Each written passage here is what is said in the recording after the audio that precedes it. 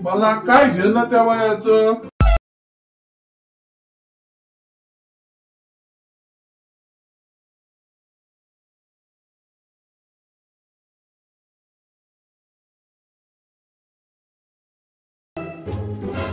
काय करते वे आई? अरे ती कोणची तर बहीण योजना आलेली ना, त्यासाठी कागदपत्र मागे. मग आता त्याचं काय? अरे 1,500 रुपये महिना भेटणार आहे ना, त्यासाठी कागदपत्र घेऊन जाते.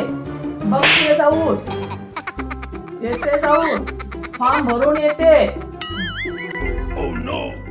अगं त्याच्याबद्दल तुला पूर्ण माहिती आहे काय? हो आहे ना, 1,500 रुपये महिना भेटणार आहे त्या योजनेतून. अगं पण आई, तू चूप रे.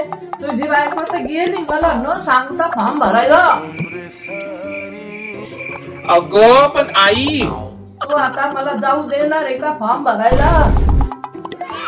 अगं पण आई, काय तेव्हाच तुझं आई आई आई चाललंय. अगं माझी आई, तुला तिच्या वयाचं बंधन माहिती आहे का? तुझ्या बायकोच्या वयाचं काय करायचंय मला? हे देवा, माझ्या बायकोच्या वयाचं नाही म्हणत आहे.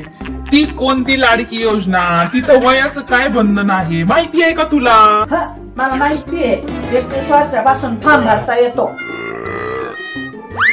अगं माझी आई, तिथे 21 वर्षापासून तर 65 वर्षापर्यंत फॉर्म भरता येतो. मग काय? तुझं वय किती? तुला काय करायचं? अगं मला काही नाही करायचं, पण त्या योजनेत फक्त 65 वर्षापर्यंत फॉर्म भरायचंय आणि तुझं वय 68 आहे. मला काय घेणं त्या वयाचं? मला पण 1,500 रुपये महिना पाहिजे. मी चाललंय फॉर्म भरायला.